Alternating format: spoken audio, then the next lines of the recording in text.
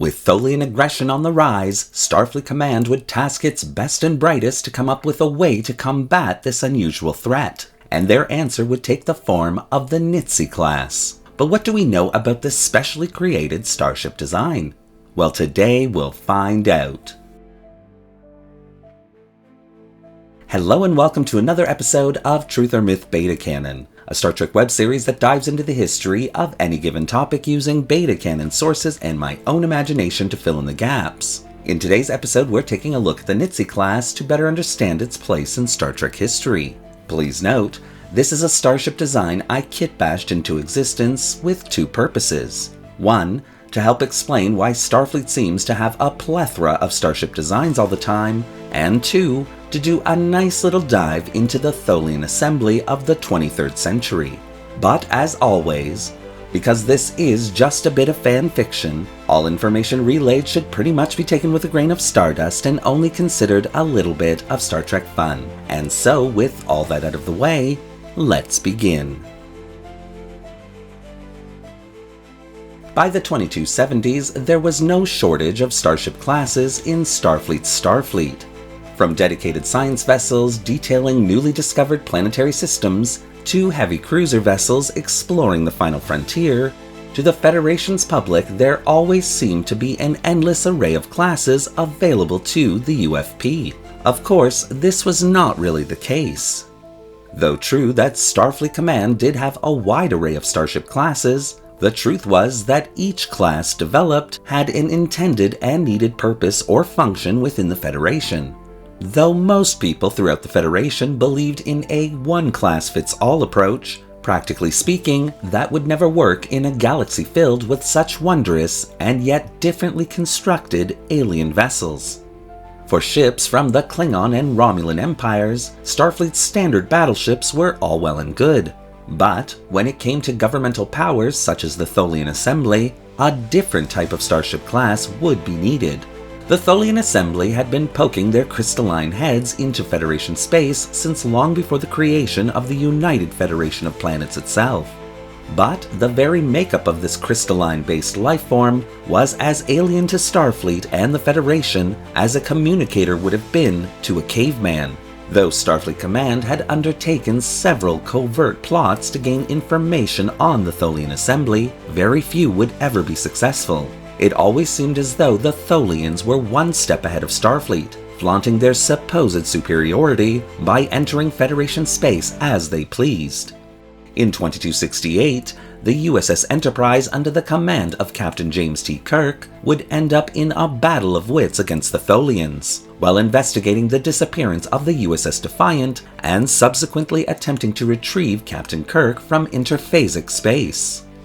Though successful, this encounter with the Assembly would be the last straw in a long line of offenses that would break the camel's back for Starfleet and the Federation Council. Setting up a team of scientists and engineers to create weapons and defenses to specifically deal with the Tholian problem, Starfleet Command would bide their time, waiting for the fruits of their labor. The organization would not have to wait too long, however, as by 2274, the team would present Starfleet with the plan for a new class of starship, which was specifically designed with technologies to combat the Tholians. And in 2275, the Nitze Class would be born. Sitting at a length of 196 meters, the Nitze Class would be designed to be operated by 94 officers and crew members. Utilizing a modified version of the newly developed vertical warp core, the Nitze Class would be a 3-nacelle design with a standard safe cruising speed of warp factor 6 and an emergency maximum speed of warp factor 8.3 for 16-hour increments, all old warp scale of course. Though most people would assume that the additional nacelle had been added for both speed and safety, the truth was far more interesting. In actuality, the third nacelle would rarely be used, as it was intended as a weapon rather than an enhancement to the warp drive. Should a Nitze-class vessel find itself under attack by a fleet of Tholian starships, or within the infamous Tholian web, the third nacelle would be brought online and the warp field transformed into a giant graviton pulse generator that would destabilize the crystalline materials used within a Tholian vessel's hull plating, and ultimately destroying it. A specially designed deflector dish would also be included at the front of the class, and would work in concert with the 3 warp nacelles to create the graviton pulses, while also performing its standard particle deflection duties. Tactically, the Nitze Class would be armed with both dual phaser emitter banks, as well as torpedo launching systems 2 forward and 1 aft. But again, these systems would be modified to ensure maximum damage against any Tholian aggression. Shielding for the class would be standard for the time, and would provide adequate protection against the Tholians' plasma-like weapon systems. A single shuttle bay would be included in this design, however its intended purpose would also be slightly modified. Having the ability to dock smaller Tholian craft, this shuttle bay could also easily be converted to house a Tholian atmosphere, allowing for the rescue or capture of Tholian prisoners with very little danger to the ship.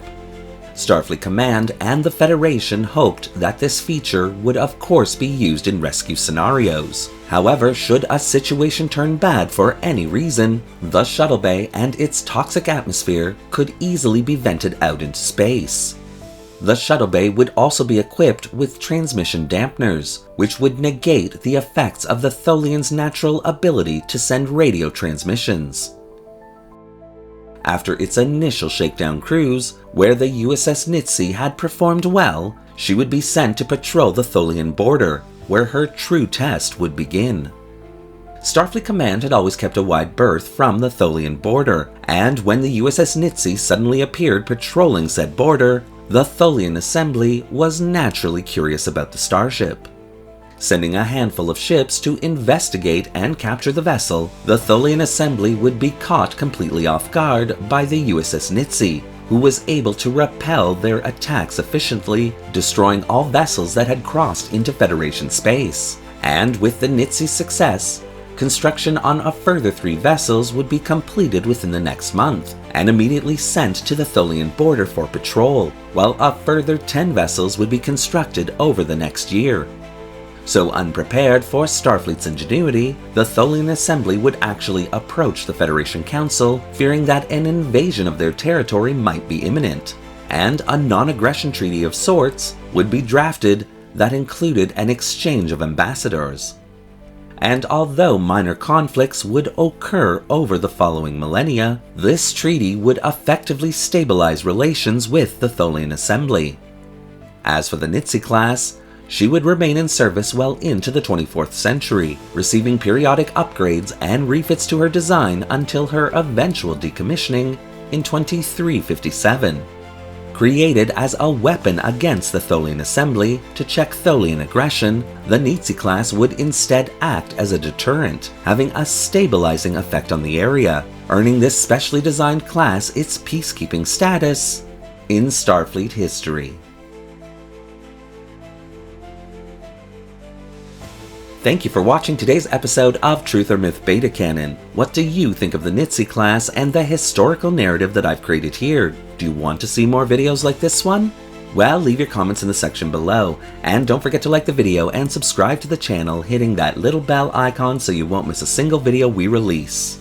Want to help the channel find amazing ways to defeat the Tholian assembly? Then consider becoming a channel member subscriber or a channel patron, both a major help that allows this channel to purchase resources and 3D models to keep it going. The link to both memberships is in the description below. Thanks again for watching, live long, and prosper.